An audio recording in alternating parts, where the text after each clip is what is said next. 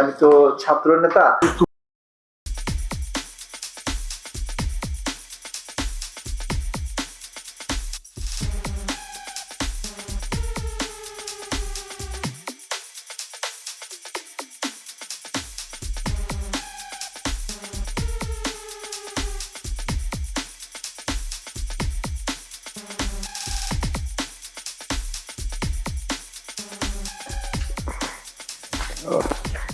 কি ব্যাপার চাচা, আপনি এই সময় কি কোনো দরকার নাকি? হ্যাঁ, একটা দরকারে আসলাম। মানে ওই তুমি একটা চাকরির কথা বলছিলে না? একটা চাকরির কথা তো বলছিলাম, বাড়িতে একা একা থাকি, ভালো লাগে না, সময়ও কাটানোর জন্য। হ্যাঁ, আমি তাই ভাবলাম যে বাচ্চারা বিদেশ থাকে, এখন তোমার তো সময় কাটে না, তা একটা চাকরি নিলে মনে হয় ভালো হবে। কোন জায়গায় চাকরির কথা চাচা? ওই নিতা বলছে চাকরির কথা। আসেন এই জায়গায় বসি, বসে কথা বলি। আচ্ছা বল। বলেন চাচা এবার। নিতা বলছে কি যে গ্রামের যত বেকার মহিলা আছে তাদের চাকরি দেবে। তা আমি চিন্তা করলাম কি যে আমি তোমার আমাকেও বাঁচতে বউ লাগো, এই জন্য তোমার চাকরিটা আগে জোগাড় করছি।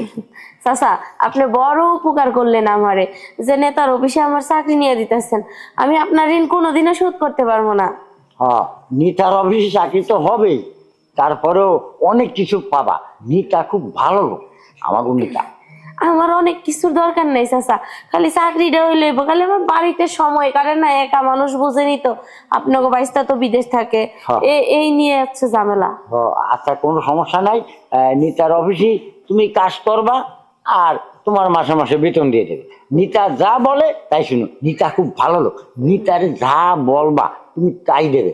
আর আমাকে নিতা খুব সুন্দর লোক, আর নিতার যা যা কবে তাই শুনো, কিন্তু শুনলি তোমার চাকরি হয়ে যাবে। ঠিক আছে চাচা, সমস্যা নাই, নেতা সাহেব যা বলবে আমি তাই শুনবো, কোনো ব্যাপার না। চাচা চা নাস্তা কিছু খাবেন নাকি? না না, চা নাস্তা খাবো না, তাহলে আজকেই যা লাগবে। নেতার অফিসে আমার বলছে একটা ভালো দেহে চেহারা ছবি, মানে একটু কিছু শিক্ষিত এরকম একটা মহিলা থাকবে। তোমার আমার পছন্দ হয়েছে, তাই আমি তোমার বাড়ি আগে আইছি। ঠিক আছে চাচা, তাহলে চলেন, আপনার সাথে আমি এখনই যাইতেছি। আচ্ছা তাহলে চলো যাই। ঠিক আছে চলেন। হ্যাঁ,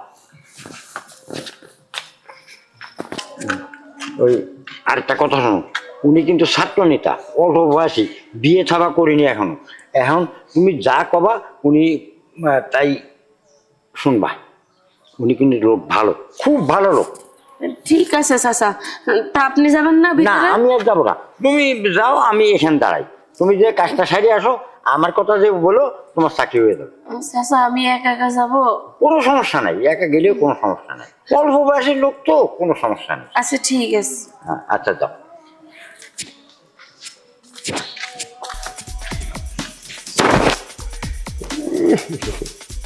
নিতের অফিসে না পাঠায় আমার অফিসে পাঠালে তো ভালো হতো। দেখা আগে করুক, তারপরে আমি দেখবো। আসবো? হ্যাঁ আসেন। ঠিক আছে। আরে ভাবি, বসেন বসেন। বসবো? আরে বসেন, সমস্যা না, বসেন। তো কি অবস্থা ভাবি, কেমন আছেন? ভালো, আপনি ভালো আছেন? হ্যাঁ ভাবি, আমি আছি মোটামুটি ভালো। তো ভাবি, কিভাবে সহযোগিতা করতে পারি আপনাদের? ওই চাচা বললো আপনি নাকি আমাকে ডাকছেন একটা চাকরির জন্য। ও, আমি তো ভুলেই গেছিলাম এই কথা। হ্যাঁ, আমি ডাকছি আপনার একটা চাকরির জন্য, চাকরি দেব। আপনি তো সাংসারিক ভাবে এখন খুব ঝামেলার মধ্যে আছেন না, মানে চলাফেরা করতে আপনার অনেক অসুবিধা হচ্ছে। না, অসুবিধা বলতে আমি বাড়িতে একা থাকি তো, আমার হাজবেন্ড বাইরে থাকে, এর জন্য সময় কাটে না, তাই বলছিলাম চাচার একটা চাকরির কথা। ও, বুঝতে পারছি। আপনার হাজবেন্ড আমার কিন্তু বন্ধু ছিল, খুব কাছের বন্ধু। সে হঠাৎ করে দেশের বাইরে চলে যাওয়ার কারণে মানে আর যোগাযোগ হয় নাই। আর আমিও আপনার খোঁজখবর নিতে পারি না, মানে আমি তো ছাত্র নেতা, মানে রাজনীতির কাজে অনেক বিজি থাকি, তো আমার সব দিক দিয়ে দেখতে হয়। যেহেতু আপনার চাকরি, এখন কোন ধরনের চাকরিটা চাচ্ছেন আপনি? আপনি যেটা ভালো মনে করেন সেটাই দেন। ও, আমি যেটা ভালো মনে করি সেটাই। কিন্তু ভাবি, একটা জিনিস কি, মানে আমি বলবো, আপনার তো চাকরি দিব, হ্যাঁ, আপনার চাকরি নিয়ে কোনো টেনশন করা লাগবে না। কিন্তু ভাবি, আপনি যদি আমার একটু সময় দিতেন। সময় দিতেন মানে? বুঝলাম না ভাইয়া, কি বলতে চাচ্ছেন আপনি? আমি আমি আমি আপনারা বুঝাই বলতেছি, হ্যাঁ। আপনি আমাকে একটু সময় দেন।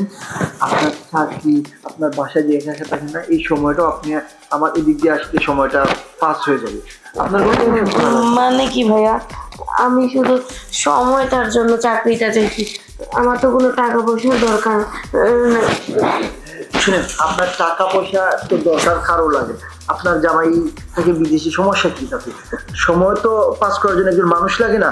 যেহেতু আপনার জামাই বিদেশ, আমার কাছে আসেন, আমি আপনার সময় পাস করার জন্য যা যা করা লাগে আমি তা করে দিব।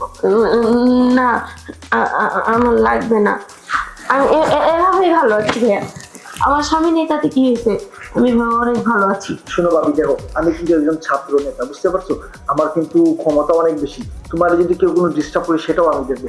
শুধু তুমি আমার সাথে সময় না, আপনি এগুলো কি বলতেছেন? আপনি না একটু আগে বললেন আমার হাজবেন্ড আপনার বন্ধু হয়, আর বন্ধুর বউ মানে তো নিজের ভাবির মতনই, তাই আপনি আমার সাথে এরকম করতে পারেন না। হ্যাঁ, আপনি তো আমার বাড়ি, কিন্তু এই কথা আপনি সব থাকো। আর আমাকে এরকম মাঝে মাঝে সার্ভিস দিবা, না হলে কিন্তু তোমাকে আমি এলাকা পাঠিয়ে দেবো। কি বলছো, বুঝতে পারছো? মগের মূল্য নাকি? আপনি যখন বলবেন আমি তখনই এসে আপনাকে খুশি করব। হ্যাঁ। আমি বাইরে সবার কাছে বলে দিব। আরে কি বলছো, তুমি বেশি কিন্তু বলতেছো। হ্যাঁ, তোমার চাকরি কিন্তু এমনিতেই হয়ে গেছে। তুমি এখন যাও, আর এসব বাইরে যায় সমালোচনা করার কোনো দরকার নেই। যদি করো কিন্তু তোমার খবর করে দেবো আমি। যাও।